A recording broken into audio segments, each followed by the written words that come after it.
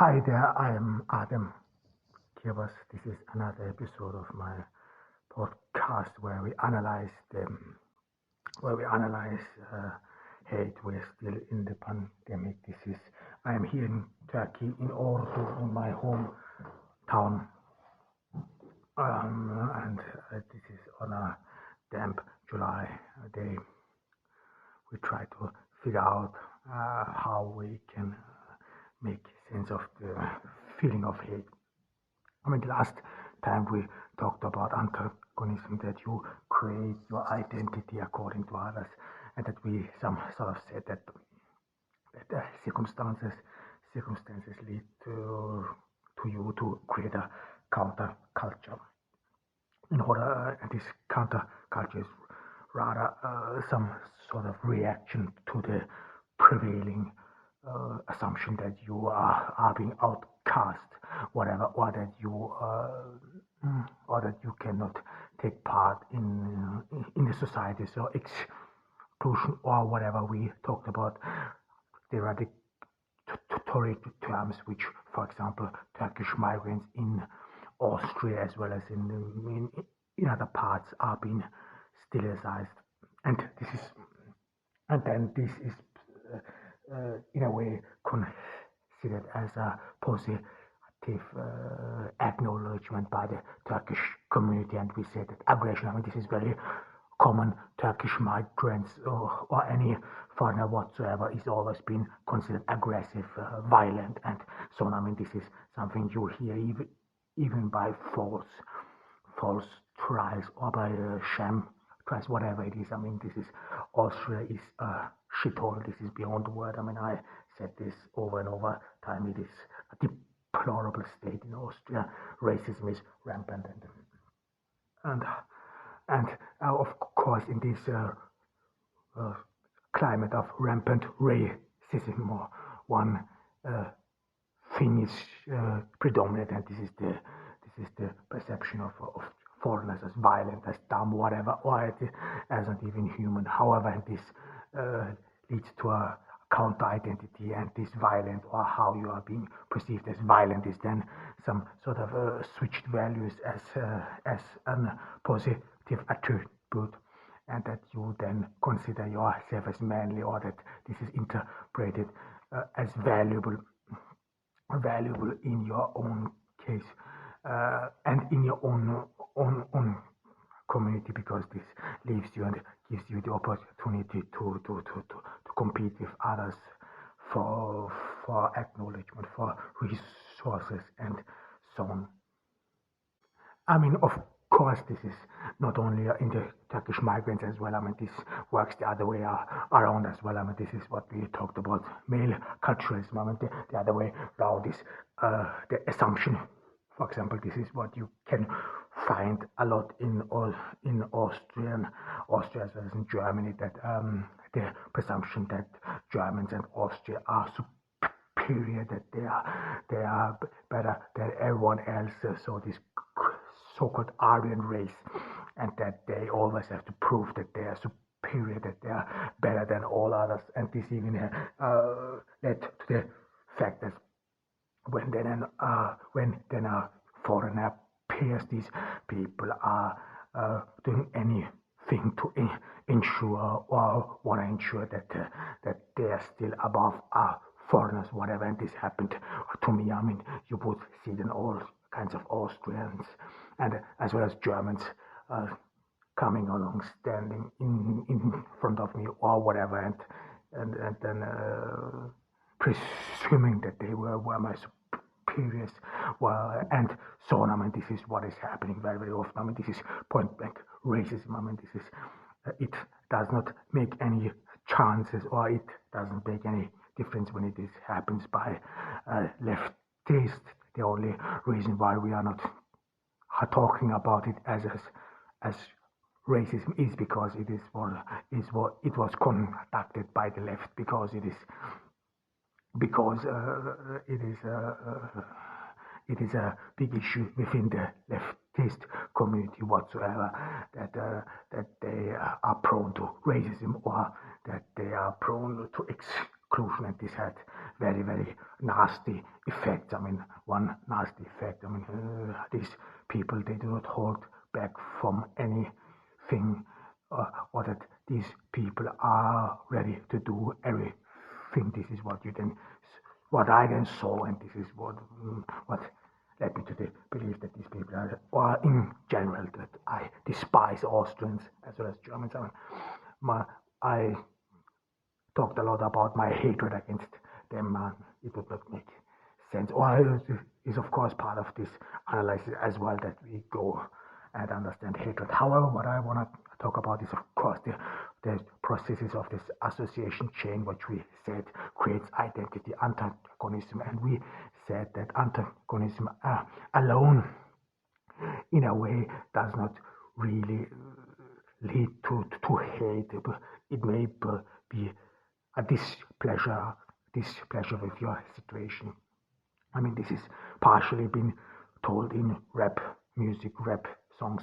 However, that you are being outcast, that you have disadvantages, whatever, and then this value system then is turned upside down. I mean, we talked about the ghetto and how you are being how you have to live as an outcast. And this is actually something dire. This is something bad, especially in North America. North America is one of the wealthiest region of the world, and that there are still areas in this country, assumably, which are like the third world, which are low income, and violence and so on are rampant. And then you see, especially in those rap videos, that these dire cases then being transformed as a positive attribute, as being manly, because you manage to survive these things whatsoever. And this is actually very important, how you could partially understand the mechanism of this creation as of your identity, despite the fact that you are an outcast. Normally, everyone would assume that this is pretty much depressing, living in the ghetto. Again, I don't know what it is like to live and grow up in the ghetto. I grew up in Austria, in rural Austria, on the countryside. The only thing I can talk about from my own experience are racists trying to lynch you. However, but in order to understand the mechanism, or why would anyone even appreciate this, or some sort of turn those values and would make out of a negative value something positive. And it is not only one issue, it is as many issues. I mean, this is what you see here in the rap videos, and as well as we talked about in the male culturalism, that you then create some sort of a new form of manliness, toughness, and whatever. And this comes, of course, with a value system of success. And this is for the fact and the origin of this system. And this system is not only your personal imagination. This is as well as you always find this in many social systems or social groups, whatever.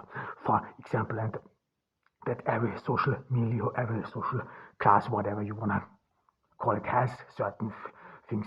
You have to go through conflicts. I mean, you have to manage your life if you are from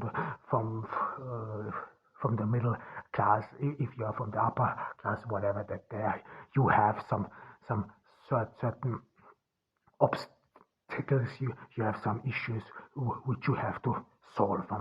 And this is as well as in the poor groups, poor classes, no matter whether you live in the ghetto or in rural Austria. However, what it is, one thing, the first thing is survival. I mean, survival is, you can say, yeah, it is some sort of a basic means in the ghetto. Survival means not being shot, or not become a drug addict, or not go down a certain road, whereas survival in the middle class can as well as mean being accepted, being able to maintain a uh, friendships. I mean, this is very important because the social, the middle classes, especially the upper classes, they build a lot of friendship, and keeping other people around you, or being able to keep other people around you, is not only about survival, it is about wits, it is about smarts, and about your social skills. I mean, you have to have some social skills to make friends. It is difficult to make friends, especially friends you can trust with, and those friends, of course, later on they help you. They help you to build a company and so on. Or what is very common among the migrant communities, that people help each other out and so on.